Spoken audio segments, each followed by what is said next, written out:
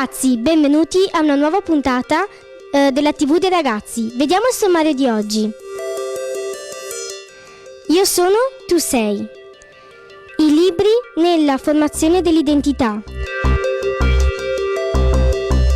Nel mondo dei rapaci. Siamo stati al Museo Ornitologico. Il libro della settimana. Alla ricerca di tesori con il metal detector. Ciao a tutti ragazzi, ma cosa state facendo? Ma come? Stiamo leggendo. Sì, ma perché siete vestiti così? Il carnevale è già finito da tanto.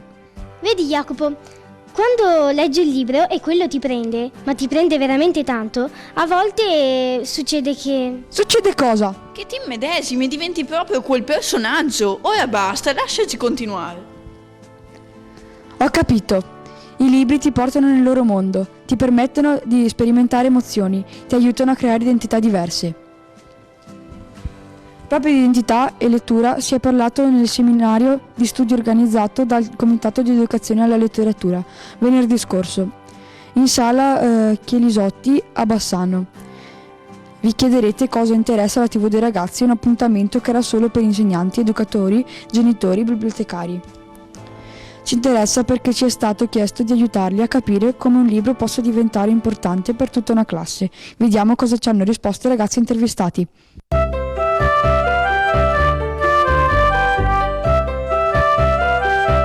Raccontiamo Ashdar. Ashdar ci piace perché parla di un drago buono e ha dei bei disegni. Parla che nel paese di Matilde a causa di un terremoto tutto si mescolò, tranne lei. Il re le aveva chiesto se poteva andare al centro della terra a incontrare Ashdar. Ha incontrato tanti personaggi strani. Alla fine il drago aveva solo mal di schiena, un piccolo aiuto e tutto ritornò come prima. Questo libro ci è piaciuto molto perché parla di un drago buono e gentile, però alla fine aveva solo mal di schiena, non era colpa sua.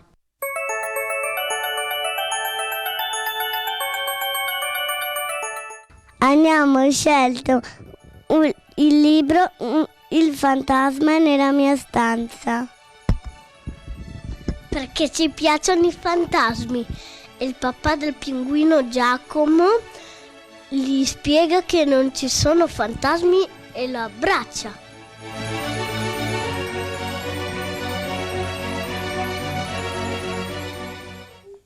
Siamo i bambini della classe quarta A della scuola Antonio Canova di Bassano del Grappa.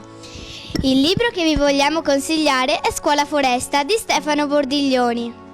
Perché i bambini che lui descrive assomigliano a tutti noi. C'è un pezzetto di noi in ognuno di loro. Noi abbiamo creato il bimbo Ariete Onagro. L'Ariete è intelligente, dotato di molta memoria e facilità di apprendimento, testardo, è anche uno strumento bellico.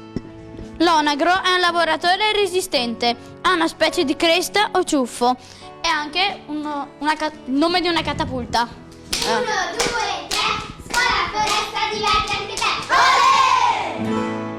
Noi ragazzi della seconda C abbiamo scelto il libro Capriole sull'asfalto di Adriana Merenda, innanzitutto per il cognome della scrittrice. L'abbiamo scoperto l'anno scorso con Amico Libro. L'abbiamo scelto perché è la storia di una ragazza come noi che ci rispecchia e perché a noi piacciono i sogni e questo libro ti fa sognare e perché questo libro ti regala emozioni bellissime. L'abbiamo scelto anche per farlo conoscere, quindi leggetelo. Consiglio della seconda C della Bella British 2.0.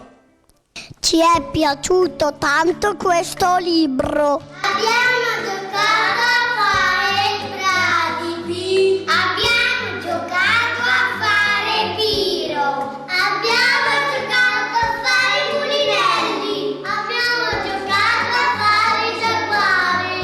Abbiamo giocato a fare le scimmie. Abbiamo giocato a fare i pappagalli. Alla fine Piro non era più arrabbiato, ma era diventato un bravo fratello maggiore. Il libro che più ci è piaciuto è Iole la ballina mangiaparole. Mi è piaciuto questo libro perché Iole la ballina mangiaparole, invece di mangiare i pesci, mangiava le parole per poi raccontare le storie ai suoi amici.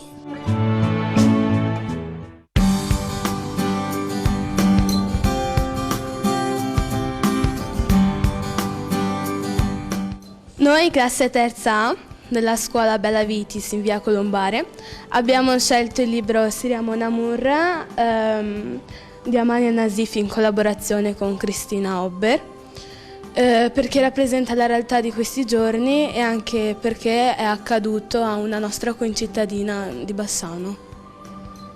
E questo libro ti mostra proprio la realtà orribile con cui le persone non vengono considerate come tali in certi paesi.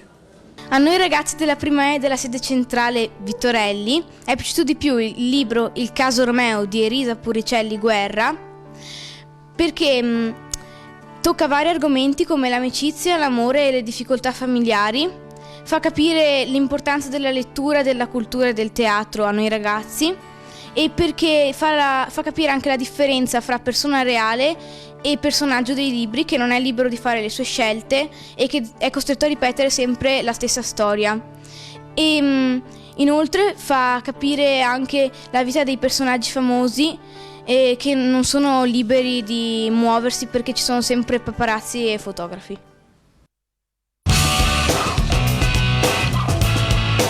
Siamo stati a scoprire il museo ornitologico di Marostica. Sapete cos'è un museo ornitologico? Andiamo a scoprirlo. Ciao ragazzi, oggi siamo a Marostica, al Museo Ornitologico, dove incontreremo Michela, che ci racconterà e mostrerà qualcosa di straordinario sui rapaci. Venite con noi!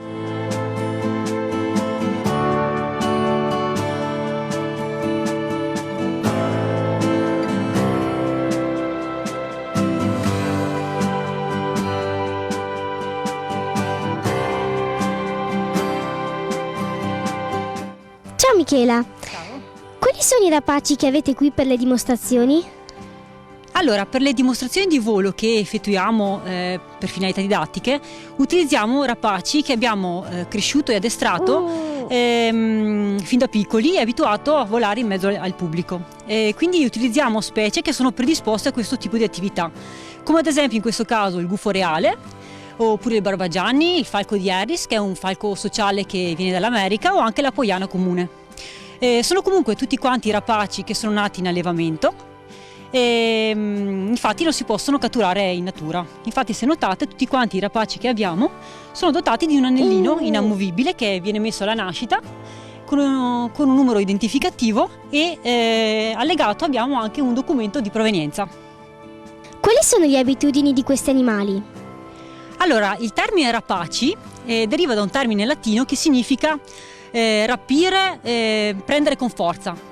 E infatti la natura li ha dotato di caratteristiche particolari che li rendono dei cacciatori molto abili. Quali sono queste caratteristiche? Ad esempio hanno degli artigli molto sviluppati, se potete notare, con i quali catturano le loro prede. Poi hanno un becco, ecco qua, un becco adunco con il quale invece strappano la carne. Nel caso dei rapaci notturni hanno un udito molto sviluppato e tutti quanti i rapaci hanno anche una vista molto sviluppata.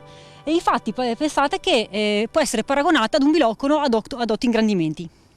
Che cosa fanno i rapaci quando si sentono minacciati? Allora, tutti i rapaci, sia quelli utilizzati in falconeria che anche i rapaci, quelli che vivono normalmente in natura, la prima cosa che tentano di fare quando si sono spaventati o si sentono minacciati è scappare. Ed è quello che un po' faremo anche noi se ci sentissimo attaccati da qualcosa. Nello specifico, comunque loro, se non riescono a scappare, non riescono a allontanarsi dal pericolo, logicamente si difendono. E come fanno a difendersi? Con gli artigli e con il becco. Comunque i rapaci non sono assolutamente animali pericolosi, anzi sono animali che si conoscono e si rispettano, sono molto docili e infatti noi li facciamo benissimo volare anche con i bambini dell'asilo, gli diamo anche il guanto del falconiere e senza alcun problema chiamano loro il falco al pugno. È facile trovare dei rapaci nei cieli delle nostre zone? Allora, nelle nostre zone, qui nella nostra provincia, ci sono 18 specie diverse di rapaci, sia notturni che diurni. Alcuni sono più facili da trovare, come ad esempio il gheppio, che è quello piccolino che trovate di solito nelle campagne, che si ferma nell'aria sbattendo le ali molto velocemente, che fa utilizzando una tecnica di caccia che si chiama Spirito Santo, con la quale riesce a vedere i topolini e lanciarsi in picchiate e catturare le prede. Un altro rapace molto comune che si vede spesso qui nelle nostre zone è ad esempio la poiana comune, che è quella che vedete lungo le strade di solito, sui pali della corrente, sui pali delle sue recinzioni, che anche quella aspetta che magari passi qualche topolino o qualche rana per mangiarsela. Poi si vedono i falchi pellegrini, che bisogna avere però un occhio un po' allenato per riconoscerli, i quali scendono dalle nostre montagne per venire a caccia ad esempio di piccioni nelle nostre città. Sul Monte Grappa si può trovare anche l'aquila reale, che non si vede spesso, però salendo a volte sul Monte Grappa si può anche vedere anche la coppia di aquile reali. E poi ci sono tutti i rapaci notturni, che quelli è un po' più difficile vederli perché ovviamente vivono nel mondo della notte, ma ascoltando i loro versi si possono distinguere. Tu sei un falconiere professionista, quali allenamenti, addestramenti ed esperienze bisogna avere per diventare falconieri? Allora, per diventare falconieri la cosa principale è avere passione per gli animali e per la natura. Poi bisogna avere tanta pazienza, che è la dote principale che deve avere ogni falconiere. Bisogna avere sensibilità, quindi imparare a conoscere questi animali, capire il loro stato d'animo, e poi bisogna avere tanto tempo da dedicargli ogni giorno. Se vi siete appassionati anche voi di questi stupendi animali e volete vederli in azione, contattate il Museo Ornitologico di Marostica. Ringraziamo Michela per la sua disponibilità e gentilezza. Grazie e buon volo!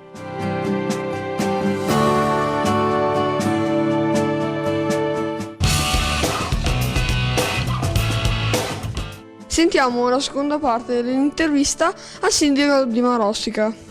A suo parere, sta dando risultati soddisfacenti l'attuale sistema di raccolta dei rifiuti sul territorio di Marostica? Voi sapete che siamo passati a un sistema completamente nuovo. Anziché raccogliere il secco tutte le settimane, la plastica ogni 2 settimane, ci siamo accorti che dentro alla raccolta del secco la gente ci buttava tante cose che non andavano bene. Abbiamo fatto delle serate formative e i risultati che stiamo raccogliendo sono davvero interessanti. Abbiamo la gente molto più attenta nella qualità del rifiuto che va a produrre. Quanto sono presenti nel territorio di Marostica le situazioni di povertà delle famiglie? Abbiamo delle famiglie in difficoltà. Io cerco di non usare mai la parola crisi perché è una parola negativa che magari ci sconforta. La definisco fatica sociale. Però stiamo aiutando tutti, aiutiamo magari chi ha bisogno per l'affitto, chi ha bisogno per la scuola e da questo punto di vista la comunità di Marostica si sta dimostrando veramente molto leale e generosa. Come interviene l'amministrazione comunale? Nei confronti delle famiglie che hanno difficoltà, la famiglia si rivolge ai nostri uffici presso i servizi sociali. Nel caso magari di papà che hanno perso il lavoro, ci attiviamo non soltanto nel recuperare il curriculum vitae professionale della persona, ma cerchiamo di contattare delle aziende in modo tale che questa persona possa trovare una nuova ricollocazione. E cosa si può fare perché non si spopolino i paesi di collina? Intanto aiutare le persone a scoprire il territorio. Quando le persone si innamorano della bellezza di questi luoghi, prendete Crosara dove voi vivete, cercano di venirci ad abitare quanto prima. Allora, cercando di dare dei servizi alla popolazione, cercando di mantenere aperta la scuola dell'infanzia. Questi sono i primi gesti che aiutano un'amministrazione a portare la popolazione a vivere in collina. Che comunità vuole costruire? È una comunità che sia consapevole delle cose belle che ha, che conosca la storia e quindi il suo passato, questo perché tutte le scelte che si fanno vengono sempre condivise, devono essere scelte partecipate e devono aiutarci a vivere un futuro migliore. Che cosa le piace del suo lavoro? Il contatto con le persone, il fatto dopo che mi devo confrontare con tematiche completamente diverse, alcune le conoscevo, altre sono state un po' dei pianeti nuovi nei quali ho cercato di imparare. Le hanno mai chiesto l'autografo? Sì, c'è stato qualcuno che mi ha chiesto l'autografo, soprattutto i bambini delle classi più piccole che magari chiedono di venire a visitare il municipio, e quindi abbiamo questo momento di confronto dove cerco di spiegare in maniera molto semplice di che cosa si occupa un sindaco, che cosa fa durante la sua giornata, e ecco, allora c'è stato qualcuno che mi ha chiesto anche l'autografo. Da Crosare tutto, linea allo studio. Ciao, io sono Alessandro. Io sono Valeria. Io sono Leonardo. Oggi vi parleremo dell'Orso con la spada. Autore Davide Cagli, casa editrice Zoo Libri. Il protagonista del libro è un orso che possiede una grossa spada. L'orso è molto fiero della sua arma e se ne va in giro a tagliare tutto ciò che gli capita a tiro, finché un giorno non decide di tagliare un intero bosco. Ma tornando al fortino dove vive, lo trova distrutto da una piena di fiume. Subito l'orso decide di vendicarsi e va alla ricerca del responsabile per tagliarlo in due. Incontra diversi personaggi che crede responsabili dell'accaduto, ma alla fine l'orso capisce che la colpa finale, la vera responsabilità del controllo della sua casa, non è altro che sua. Per vendicarsi dovrebbe tagliarsi in due da solo. Il grande animale feroce comprende infine che per rimediare al suo gesto non serve la vendetta ma il buon comportamento. Rimedia allora a tutti i suoi danni aiutando gli animali danneggiati dagli eventi da lui causati con il suo comportamento irresponsabile. Questo è un racconto nel quale il cattivo ha la capacità e la possibilità di cambiare, di rendersi conto delle sue colpe, di riconoscere e di rimediare ad esse, avendo in cambio serenità e amicizia. Una storia fortemente positiva, nella quale alla fine tutti sono salvi, nessuno è punito.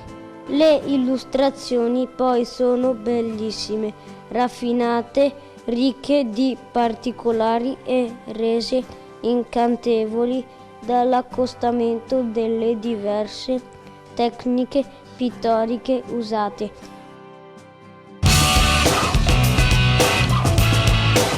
Sabato 19 e domenica 20 marzo a Rosà, dietro alle piscine, ci sarà la nona edizione di Con il naso all'insù, l'internazionale festival degli aquiloni per professionisti ed amatori. Noi saremo presenti per realizzare un servizio sulla manifestazione. Mettetelo in agenda! Ciao ragazzi, oggi siamo qui con Paolo, un esperto di ricerca con i metal detector. Ciao Paolo, come funziona un metal detector? Ciao a tutti, il metal detector sono queste macchine qua che ho tra le mani. Il metal detector funziona sfruttando una corrente magnetica, un'onda elettromagnetica che sonda il terreno. In base alla velocità di risposta di quest'onda abbiamo una risposta da parte del metal detector che ci indica più o meno il materiale che ha trovato. Quanti tipi di metal esistono? Bella domanda, metal ne esistono moltissimi tipi, però si possono suddividere in due macro categorie. Metal detector che per funzionare hanno bisogno del movimento e metal detector che per funzionare non serve muoverli, solamente in appoggio. Qual è la loro utilità? L'utilità è principalmente per divertirsi in mezzo alla natura, in mezzo all'aria aperta, per stare a contatto con il mondo esterno, fuori dalle pareti di casa per 3-4 ore, tanto per divertirsi. Lo scopo principale è ritrovare la storia perduta sotto i nostri piedi. L'oggetto più bizzarro che hai trovato? Urca, una macchina da Formula 1 in spiaggia, quindi macchinina piccolina. Si possono utilizzare ovunque? Il metal detector non si può usare ovunque, è vincolato da delle leggi regionali e nazionali e dal buon senso della persona. Principalmente non si deve utilizzare in aree archeologiche, in aree sotto vincoli paesaggisti, in aree private. Bisogna sempre avere il permesso del proprietario del fondo dove si vuole ricercare, in più, soprattutto per chi fa ricerca di reperti bellici della Prima Guerra Mondiale, è vincolato da un particolare patentino rilasciato dalla regione, in questo caso Veneto. Esistono dei kit fai da te per autocostruirsene uno? Certo, di tutti i tipi per tutti i gusti. Grazie Paolo e buona ricerca a tutti. Grazie a te e grazie a tutti voi. Ricordiamo che il 3 aprile prossimo nelle piazze di Bassano del Grappa ci sarà la 23esima edizione della Città dei Ragazzi. Segnatevi la data. Se avete curiosità, idee o proposte, scriveteci alle mail o al numero che vedete. Seguiteci ogni domenica alle 14:30 su Rete Veneta, canale numero 18 del Digitale Terrestre. Ciao!